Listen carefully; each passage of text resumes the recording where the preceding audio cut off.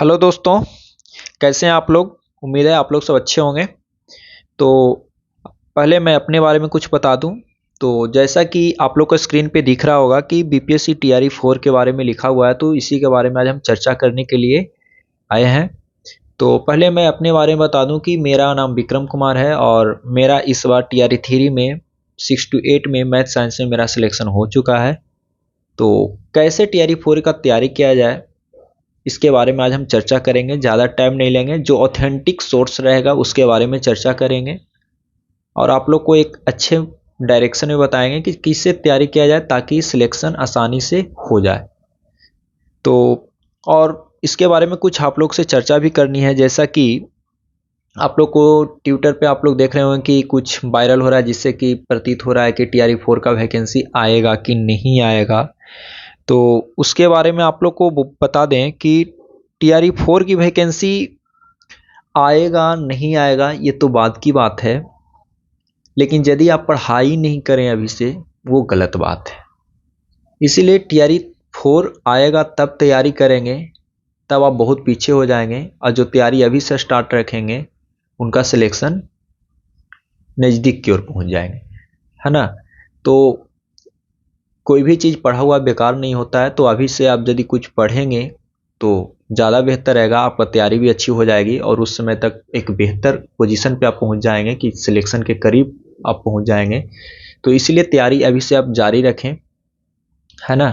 और बाकी अफवाहों से दूर रहें कि वैकेंसी आएगी नहीं आएगी। आएगी तो ठीक है, नहीं आएगी तो भी आप क्या कर सकते हैं? आपके हाथ में जो है वो कर सकते हैं, जो नहीं है उसके बारे में सोचना ही नहीं है।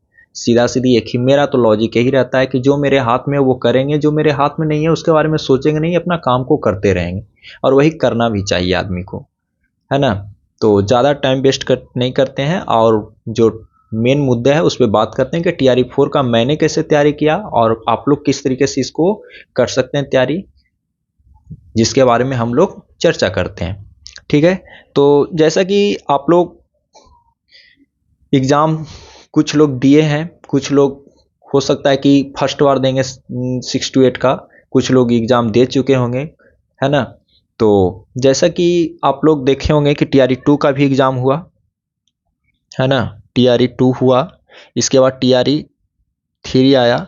मेरा आप बता दें, टीआरई 2 में मेरा सिलेक्शन एक नंबर से नहीं हुआ था, टीआरई 3 में मेरा सिलेक्शन इस बार हो चुका है। ठीक है। तो इस बार भी टीआरई 3 में कुछ लड़के ऐसे होंगे, लड़के लड़कियां जो भी हैं स्टूडेंट, उनका एक दो नंबर से नहीं हुआ होगा।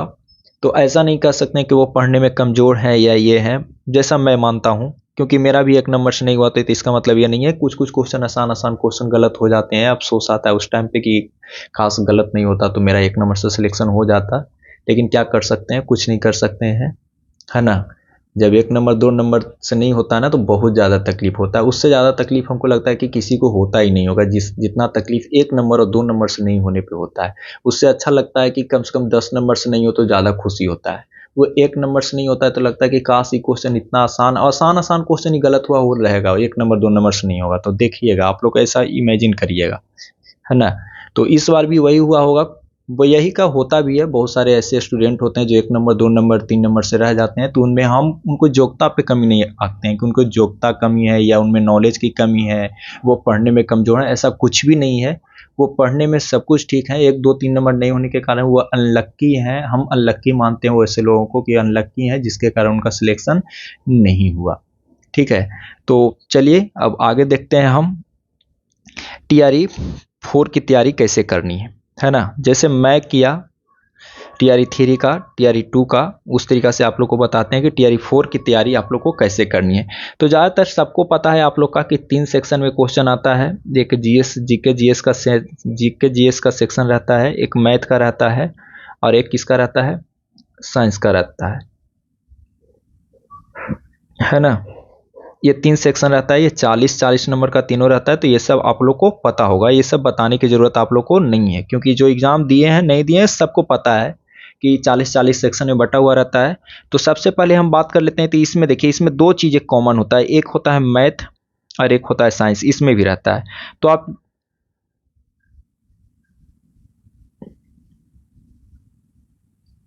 है ना, इसमें भी मैथ 8 रहता है, इसमें भी मैथ 8 रहता है। तो आप ये दोनों को इसी सेक्शन में आप कंक्लूड कर सकते हैं कि ये दोनों 48 नंबर का रहता है। ठीक है, 48 क्वेश्चन ये दोनों में रहते हैं। ठीक है, तो सबसे पहली बात आप ये देखिए यहाँ पर कि ये तो इसमें मैथ साइंस का ये सेक्शन हो गया है ना। इसको हम लोग अच्छे से देखते हैं, अलग वाले स्लाइड में देखते हैं हम लोग। जैसे कि पहले हम लोग जीएस सेक्शन का देखते हैं। जीएस सेक्शन में क्या क्या रहता है। पहले मैथ रहता है, तो मैथ के लिए आप लोग को चर्चा हम करेंगे कि मैथ कैसे करना है। साइंस रहता है, साइंस के लिए भी करेंगे। फिर आप लोग को करेंट रहता है ना। उसके बाद हिस्ट्री रहता है, और उसके बाद फिर हम लोग का रहता है ज्योग्राफी रहता है। ठीक है, तो ये तीनों सेक्शन पे बात करेंगे। ये दोनों सेक्शन उधर भी रहता है, तो वो सेक्शन आएगा तो उस पर हम लोग बात करेंगे। सबसे पहले हम बात करते हैं करंट पे, करंट को कैसे करना है ना। सबसे पहले हम बात करते हैं करंट पे, करंट पे क्या करना है। तो जैसा मैंने किया, मेरा करंट में इस बार एक गलत था, बाकी सब करंट मेरा सही था। तो मैंने करंट में क्या किया जो बता रहे हैं, मैंने कुमार गौरव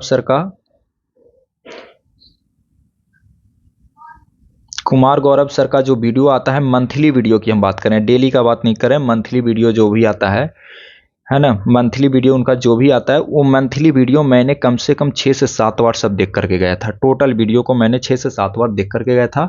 और एक स्पीडी करंट अफेयर भी मैं रखे हुए था, उसको भी मैं पढ़ करके ही गया था। ऐसे नहीं बोलते कि उसको नहीं पढ़ा था, मैं उसको भी पढ़ करके गया था। और कुमार गौरव का सर का मंथली वीडियो मैं कम से कम 6 से 7 बार तो जरूर देखा था। हमको सब याद था, एक एक करंट उनका मंथली वीडियो का पूरा याद था हमको, एक एक कंठस्थ याद था।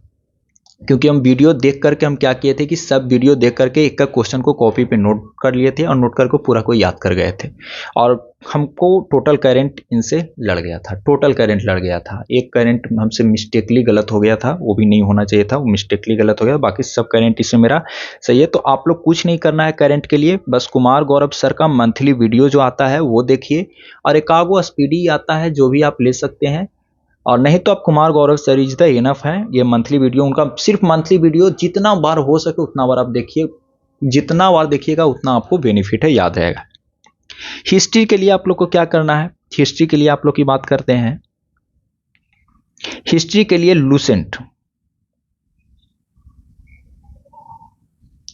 लूसेंट से बाहर कुछ देखना ही नहीं है। हिस्ट्री के लिए लूसेंट से बाहर आपको कुछ भी नहीं देखना है। लूसेंट उठाना है, 1857 क्रांति से उठाना है, आप पूरा देख जाना है जो भी है। 4-5 पेज लूसेंट में है। इसको जानते हैं हम, कम से कम तो इसको पढ़ के गए थे तो 10 से 15 बार पढ़ करके गए थे। क्योंकि एक बार इसको पढ़ने में हमको 4 से 5 घंटा लगता था। जब भी मन करता था सप्ताह में 1-2 बार इसको हम पढ़ लेते थे, और इसको पढ़ करके हम हिस्ट्री को गए थे। इससे बाहर क्वेश्चन पूछेगा भी नहीं। और एक चीज़ जान लीजिए, यदि बाहर पूछेगा, कुछ ऑर्डर पूछेगा, तो आपसे नहीं बनेगा तो किसी से नहीं बनेगा। एक चीज़ यही जान करके रखिए, क्योंकि मार्केट में ऐसा नहीं है कि बहुत सारा चीज़ लोग पढ़ रहा है, ये ऐसा कुछ भी नहीं है। ऐसा सोच के मत चलिए कि हमसे नहीं बन रहा है। एक चीज़ सोच के चलिए, यदि वो क्वेश्चन आपसे, यदि लूसेंट आप पढ़ के गए हैं, उसके बावजूद भी क्वेश्चन आपसे नहीं बन रहा है, तो समझिए कि अगला पर्सन से भी 90% चांस है कि नहीं बना होगा। अंततः सही हो जाए वो अलग की बात है। तो ये सब कंसेप्ट दिमाग में होना चाहिए। ऐसा नहीं कि ये भी पढ़ ले वही पढ़ ले, नहीं, ये डाइवर्सन नहीं होना चाहिए। तो मैंने लूसेंट ही किया था, इसके अलावा मैंने कुछ नहीं किया था। ज्योग्राफी के लिए बात करें, ज्योग्राफी के लिए यदि हम बात करें, तो ज्योग्राफी के लिए ज़्यादा कुछ नहीं करना है। ज्योग्राफी के लिए आप लोग को बस लूसेंट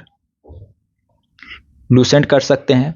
बहुत सारा लोग बोलेंगे कि एनसीईआरटी कर लीजिए, वो कर लीजिए, ये कर लीजिए। देखिए, बनने का क्वेश्चन रहेगा तो ज्योग्राफी इतना वाइड है कि यदि बनने का रहेगा तो आपको लूसेंट से बन जाएगा, नहीं बनने का रहेगा तो नहीं बनेगा, है ना। तो ज़्यादा इस पे 8 क्वेश्चन पे ज़्यादा टाइम वेस्ट करने की ज़रूरत नहीं है। जो मेन पोर्शन है मैथ और साइंस, उस पर आपको ज़्यादा ध्यान देना है।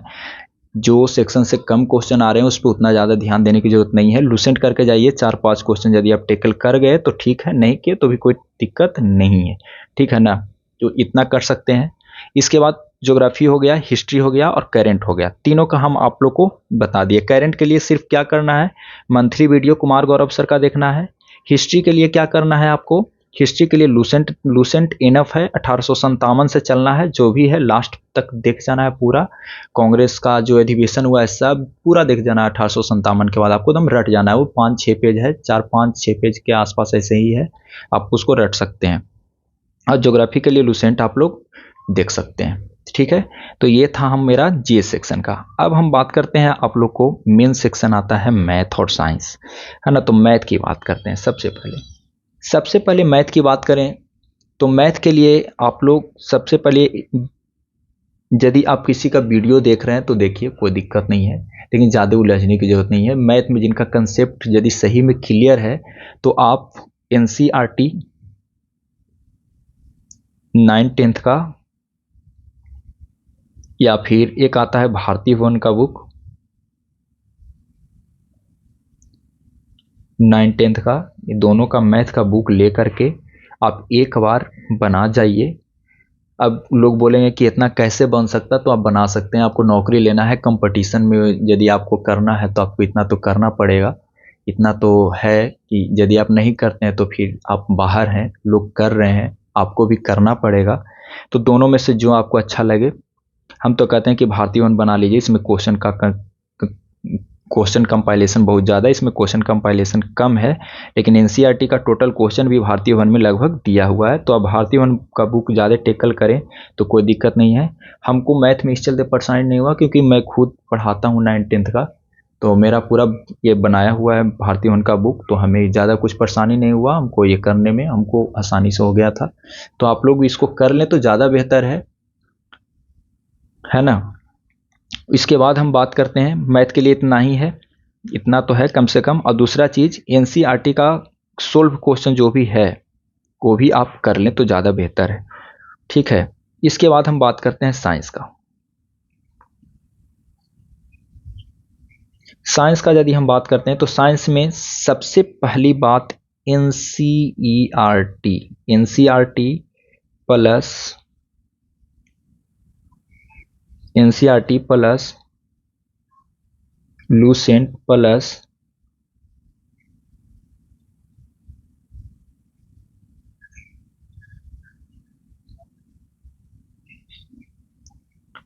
प्रीवियस क्वेश्चन, इतना आपको करके जाना होगा, इतना आपको करना होगा। एनसीईआरटी पूरा एक एक लाइन रीड करना होगा, लूसेंट पूरा पढ़ के जाना होगा, और बीपीएससी का प्रीवियस ईयर क्वेश्चन जो भी पूछा हुआ है आज तक साइंस में, जो आपको करके जाना होगा। ये तीनों मैंने किया था, लूसेंट भी मैंने करके गया था, एनसीईआरटी भी मैंने करके गया था, और बीपीएससी क्वेश्चन भी मैंने करके गया था, प्रीवियस ईयर करके गया था, ठीक है। तो इतना आप लोग को करना होगा तो ज़्यादा बेहतर है।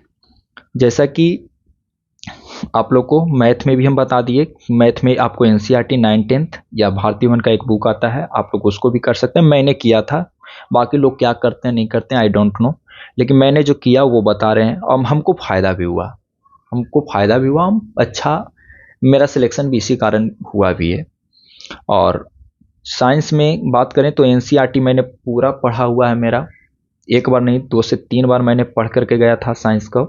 लूसेंट भी मेरा, लूसेंट तो बहुत बार पढ़े हैं, लूसेंट का तो कहना ही नहीं है। लूसेंट साइंस मैंने इतना बार पढ़ा है कि कहना ही नहीं, लूसेंट साइंस बहुत बार पढ़े हैं। प्रीवियस ईयर क्वेश्चन भी आप 2 से 3 बार लगा करके जाएं, ताकि आपको किस तरह का क्वेश्चन पूछा जा रहा है आपको इसका अनुमान मिल जाएगा। और पीक्यू क्या बोलते हैं उसको, ऑब्जेक्टिव क्वेश्चन लगाने से एक कंसेप्ट भी बिल्डअप होता है कि इस टाइप का क्वेश्चन हम पढ़े हैं तो बन रहा है कि नहीं बन रहा है, तो ये सब चीज़ वहाँ पे काम करती है, ठीक है। तो ये चीज़ आप लोग कर सकते हैं। अब ओवरऑल कंक्लूजन की यदि हम बात करें, ओवरऑल तो बात करें करंट के लिए कुमार गौरव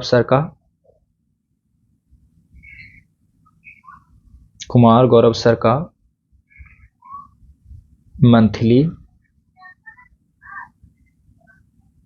मंथली वीडियो आप लोग देख सकते हैं।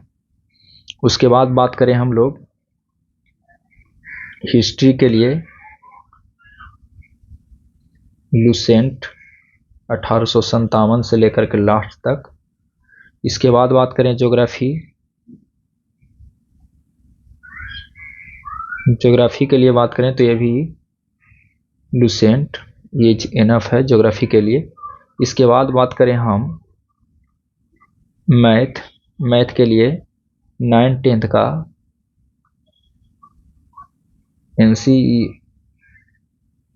एनसीईआरटी या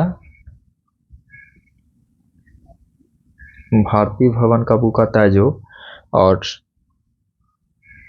साइंस के लिए यदि हम बात करें तो साइंस के लिए आप लोग CRT, NCRT पढ़ना है 9th 10th का, और प्लस लूसेंट देख लेना है, लूसेंट साइंस। लूसेंट साइंस वो वाला नहीं है जो जीके सेक्शन का रहता है, वो वाला देख सकते हैं। वो लूसेंट साइंस एक अलग बुक आता है, उसको नहीं पढ़ना है, वो बहुत मोटा है, उतना ज़्यादा करने की जरूरत नहीं है। वो जो आता है ना जीके सेक्शन जिसमें सब रहता है, हिस्ट्री, ज्योग्राफी, पॉलिटी, इकोनॉमिक्स सब रहता है, उसमें साइंस भी बीच में रहता है, वो आप देख के जाइए, वही हम देख के गए थे। प्लस बीपीएससी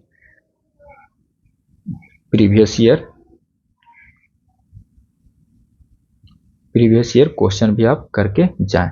तो ये था ओवरऑल कंक्लूजन जो आप लोग कर करके जा सकते हैं। जैसा कि मैंने एक एनसीईआरटी का आप लोग का नोट्स हम दिखाते हैं कि जो मेरे पास एनसीईआरटी का नोट्स है, यदि आप लोग को चाहिए तो कमेंट सेक्शन में बोल सकते हैं, तो आप लोग को हम प्रोवाइड करवा देंगे। व्हाट्सएप ग्रुप एक बना देंगे और उसमें आप लोग को प्रोवाइड करवा देंगे। जैसे कि आप लोग को दिखाते हैं हम, कहाँ पर है, आप लोग को दिखाते हैं। जैसा कि आप लोग देख रहे हैं, ये 10th क्लास का ये है ना। जैसा कि ये देख रहे हैं, जय प्रक्रम है, ये एनसीईआरटी का नोट्स है। ये आप लोग को यदि चाहिए तो आप लोग को हम प्रोवाइड करवा देंगे। इससे अच्छा दिया हुआ है, इसमें सब कुछ मिल जाएगा आपको, टोटल चीज़ इसमें ढंग से दिया हुआ है आप लोग को, है ना। आप लोग देख सकते हैं, ये पूरा है इसमें। तो ये एक अच्छा नोट्स है, ये में नोट्स था मेरे पास, एनसीईआरटी हम पढ़े थे, इसके बाद इस नोट्स को भी मैंने पढ़ के गया था। एक प्योर एनसीईआरटी बेस्ड है, ये एनसीईआरटी का लिखा हुआ ही है, एनसीईआरटी से बाहर कुछ भी नहीं इसमें है। तो ये नोट्स मेरे पास था, तो मैंने इसको कवर कर करके पूरा गया था। जैसे कि इस बार क्वेश्चन पूछा था, आप लोग को देखिए कि शरीर का संतुलन के बारे में क्वेश्चन पूछा था, याद करिए। यहाँ पर ये है ना, ये पूछा था कि शरीर का संतुलन किससे होता है, तो ये शरीर का संतुलन किससे होता है, कान से होता है। लोग बहुत कंफ्यूज किए थे कि ये कान कैसे आंसर हो सकता है, तो ये एनसीईआरटी में दिया हुआ है, आप लोग देख सकते हैं। तो ये सब क्वेश्चन इसमें आता है। तो आप ये यदि आपको नोट्स चाहिए तो हम प्रोवाइड करवा देंगे। मेरे पास एनसीईआरटी का ये पूरा नोट्स है मेरे पास, है ना। तो ये चाहिए तो प्रोवाइड करवा देंगे हम आप लोग को। जिससे देख सकते हैं, ये केमिस्ट्री का है, वो बायोलॉजी का था, फिजिक्स का भी है कि नहीं, यहाँ पे आप लोग देख सकते हैं। ये 9th क्लास का भी है, 10th क्लास का भी है, ये आप लोग देख सकते हैं। ये 10th क्लास का ये है कि नहीं। और उसके बाद आप लोग देखिए, जैसे कि देखिए यहाँ पर साइंस का ये प्रीवियस ईयर क्वेश्चन है। ये साइंस का ये साइंस का प्रीवियस ईयर क्वेश्चन है, जो बीपीएससी आज तक जो क्वेश्चन पूछी गई है। ये भी पीडीएफ मेरे पास अवेलेबल है, जो आप लोग देख सकते हैं, ये स्क्रीन पे आप लोग को दिख रहा है, ठीक है। तो आप लोग को चाहिए तो ये पीडीएफ हम आप लोग को उपलब्ध करवा देंगे। पीडीएफ उपलब्ध करवाने में हमको कोई दिक्कत नहीं है। आप लोग कमेंट सेक्शन में बोल सकते हैं, यदि जिनको चाहिए कि ये पीडीएफ हमको चाहिए तो वो उपलब्ध करा सकते हैं। और एक बात आप लोग को बता देते हैं, कहीं यूट्यूब से और ये सब करने की कोई ज़रूरत नहीं है। आप बिंदास होकर के खुद से सेल्फ स्टडी करिए, पढ़िए। इससे बेहतर कुछ भी नहीं हो सकता है। आप यूट्यूब के चक्कर में, कोर्स लेने के चक्कर में 400 का कोर्स, 500 का कोर्स फंस जाइएगा। मैथ साइंस का कट ऑफ देख के आपको लोग को लग गया होगा कि कोचिंग से किसी का सिलेक्शन नहीं होने वाला है। लड़कियों लोग का थोड़ा कम जाता है कट ऑफ, तो हम नहीं कर सकते उन लोग का, लेकिन लड़कों लोग तो अभी सतर्क हो जाएं, संभल जाएं, क्योंकि अब धीरे धीरे वैकेंसी भी कमेगी तो कट ऑफ और भागेगा। तो आपको मेहनत जोरों से करना है और खुद से करना है। और जितना बताएं उतना यदि आप करके जाते हैं तो सही में सिलेक्शन होगा, इसमें नो डाउट भी नहीं होगा। यदि आप ईमानदारी पूर्वक इतना करके जाते हैं तो ज़रूर सिलेक्शन होगा, 100% होगा। आप निराश नहीं होइए, ज़रूर होगा सिलेक्शन।